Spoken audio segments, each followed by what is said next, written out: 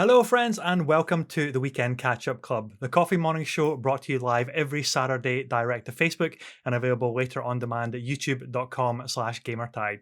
For today's episode, I am joined by an incredibly special guest. I actually have to pinch myself that she agreed to be on the show. It is Pauliina Tornqvist, the producer on Call of Duty at Activision. Welcome to the show, Pauliina. Thank you so much for having me, Ross. Glad to be here. Yeah, so we've got a little bit of a time difference, so it's been a lot of fun just working out when is the best time to fit in the schedule. It's worked out okay though, the different time zones. Yeah, I mean, it's always a challenge, even for myself, because I am actually originally from Finland, from Europe.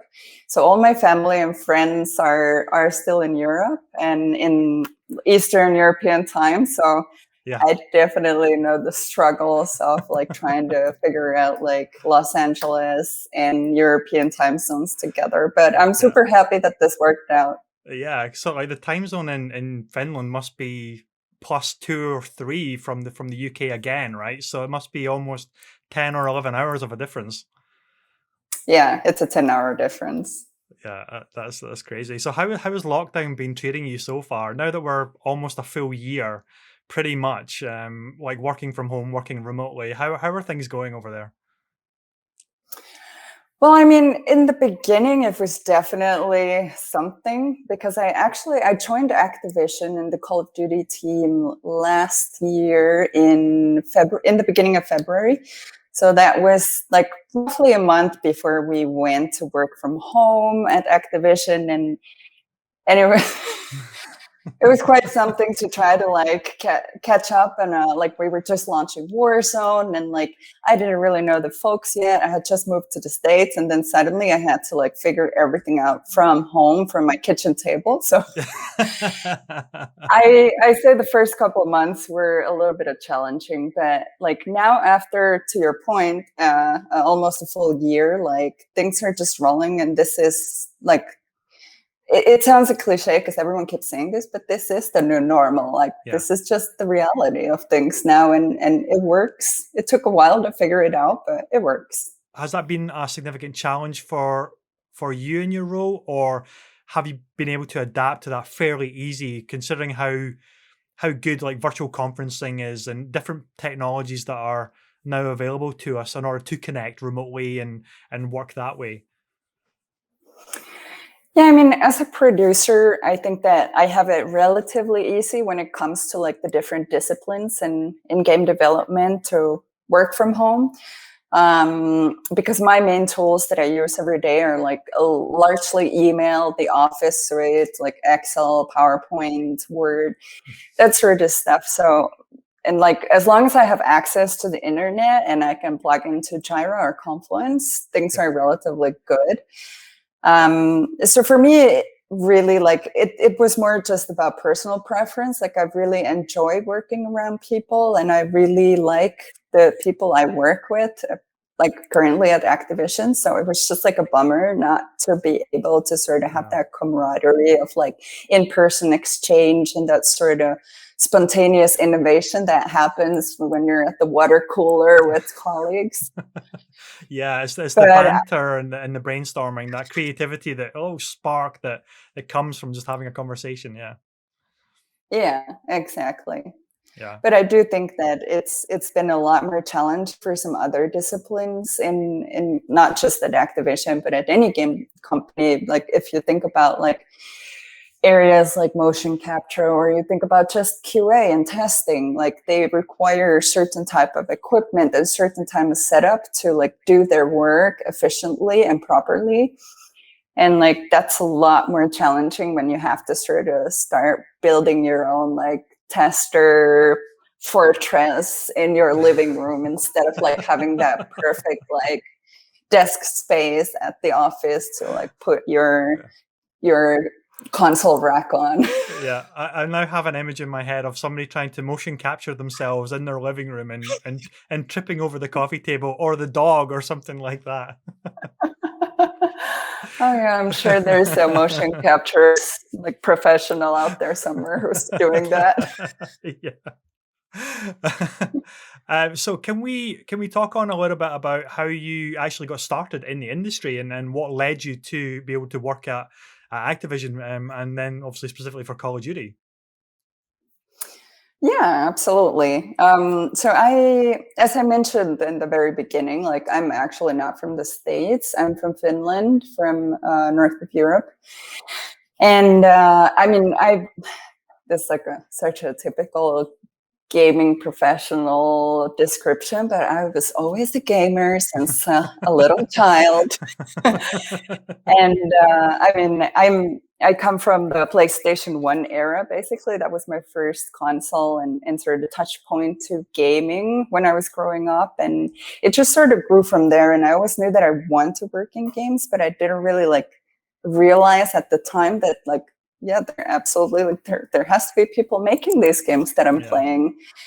And that sort of led into, well, one thing led to another. And then when I was in college, I like really got drawn into games. And like that was back when Angry Birds was in its golden times. And like Sure. Rovio that makes Angry Birds comes from Finland. So it was a national pride thing at the time. And as a student, I really got inspired by what they were doing at Rovio. So me and a couple of friends of mine, we started our own mobile game company, sort of inspired by them.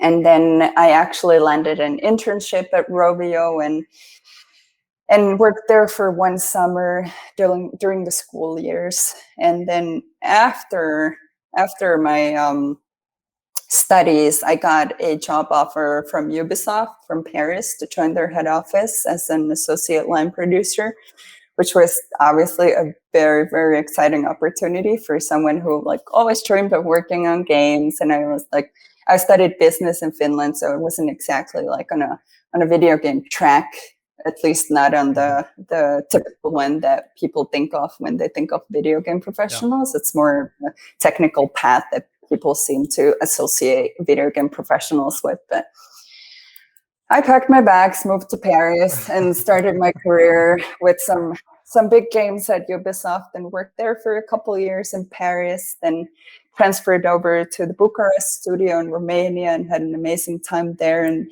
it just sort of started from there. And from there on onwards, like I lived across Europe. I lived in Germany for a while, in Munich, and actually in the fall of 2019, I got offered the position for Call of Duty in Los Angeles, and it was a whole thing to like arrange all the working permits and everything. But then in February 2020, I finally landed in Los Angeles, and here I am now, 1 year later. You've been all over the place, all over Europe, and now in the States. So way back then, when you're just pretty young and fresh and eager in the industry, you weren't fazed about moving to Paris and going to all of these crazy countries at all. You just jumped into it full of excitement and ambition as well. Yeah. Yeah, I mean, it was definitely like intimidating because I think I was 21 or 22 when I moved to Paris alone. And like, I didn't know anyone from there. Same thing when I moved to Romania. I didn't know anyone from there. I had never even been to Romania before I moved there. But I always knew that I always knew what I want to do, which was that one day I want to be a producer for a major AAA title. And I was willing to like go where I need to go in order to gain the experience and gain the knowledge that I need to someday hit that like personal goal of mine. And like it luckily paid off because here I am now and can't really find a bigger title. So there's always going to be that kind of career progression. Those career opportunities are never hopefully going to make you stagnate and feel a little bit, uninspired. You're hopefully going to always be inspired.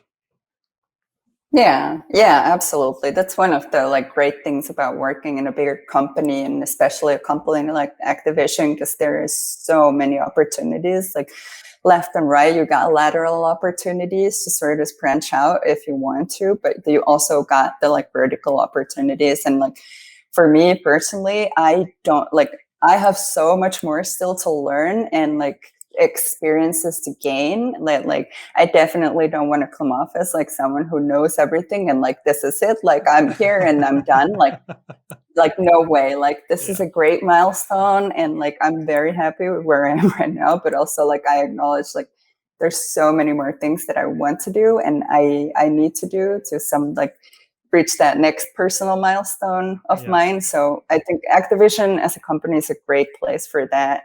But of course, the whole world is an oyster, especially after the pandemic sort of eases up. Like, who knows where the road will take in the next coming years. Yeah, that's the great thing about the technology industry and the like any kind of creative field or tech field.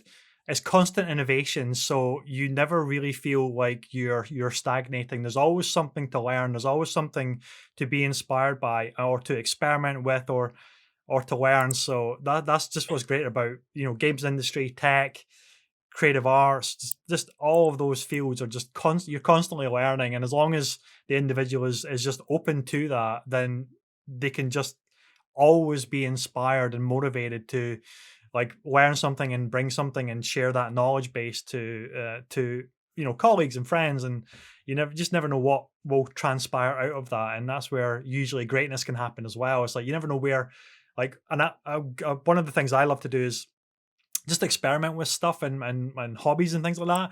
And I might find something there that I can bring into, the quote unquote, the day job. And it's such an unexpected thing when it happens, but you're thinking, man, that having that freedom, that creativity to really experiment and then learn from that and then share that knowledge is super, super invaluable. You would think sometimes on the face of it, oh, there's not much room for movement there. There's not much room for experimentation or creativity. But the misconception is that they actually are. They feed off technology and creativity and seeing what can be done for the next, moving everything forward, because everybody wants to move forward. No, I think to your earlier point about like how things are evolving constantly, like that brings to my mind a like funny memory from back when I was starting in the industry. And in one of my job interviews, there was a question, which was, where do you see the gaming industry in 5 years? Like, what are the two major trends that are going to take place and sort of like dominate the industry in 5 years from now? And this was back in like 2014, 15. So roughly that 5 years ago from where we are right now.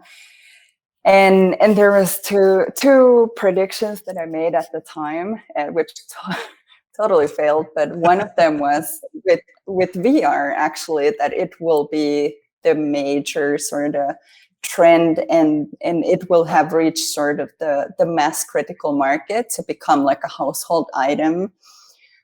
And like, as we know right now, like it's not quite there yet. It's still like the price point is sort of high, and for like the average Joe to pick it up just for the fun of it, like I'm still confident it's gonna come. It's gonna happen. I definitely think so. Yeah, but as you say, it's still that luxury item rather than the necessity item. But there's more and more VR experiences coming that are really cracking that technology. At first, it was more kind of like tech demos, but now we're getting these full game experiences like Hitman 3 just launched on the PlayStation VR. We're getting a Medal of Honor VR title, which is coming to Oculus. We had Half-Life Alyx.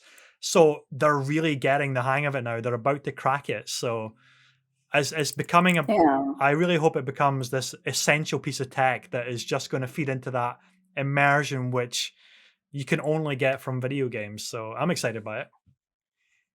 Yeah, it's definitely interesting. And like as said, I still stand by my prediction. It's going to happen. It's just a matter of time. It wasn't that 5-year window that I originally predicted when I was younger, but I'm still convinced it's going to happen. And like, I personally had this sort of revolutionary VR experience a couple years ago when I was in this, like, these like game rooms. It's not like an escape room, but sort of like you go to a location and they give you a headset, and we got these like laser guns that were sort of plugged into the VR experience, and we were like blasting out zombies in like an empty, like I think it was sort of like a warehouse hall type of building, just empty. But of course, in our VR headsets, like we were in an apocalyptic world with zombies, and that was like that was one of the moments where I like returned back to that prediction and thought, like, if this is the direction we're going, and these like shared experiences, like we were a group of 4, like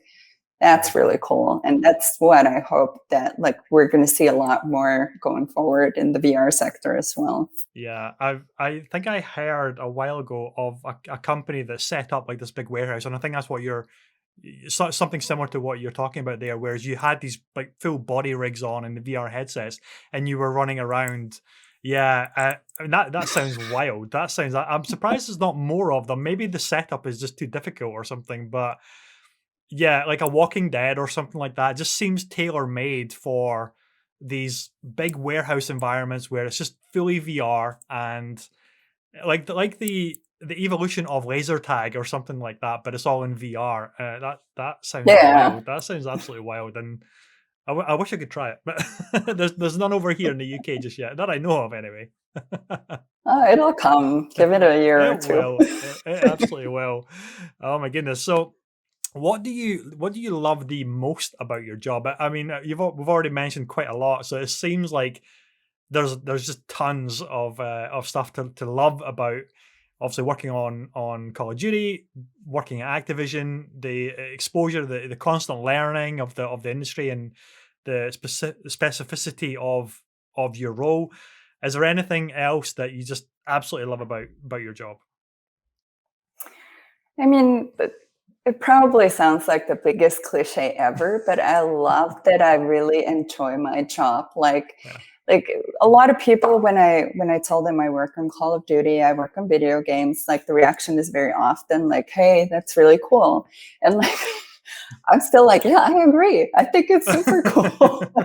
I'm just as excited as the next guy, and I actually do this, and I think that that's one of the coolest things about my job, that like it really doesn't feel like a job, and like while it's definitely not what a lot of people who are not really closely like associated with video games industry, like my job is definitely not just playing games all day, which some people think, but like we actually do solve quite tricky problems on a daily basis, but like that's just part of the really the draw for me in this like discipline and industry, that like we get to work on like such interesting problems, if that makes sense. Yeah.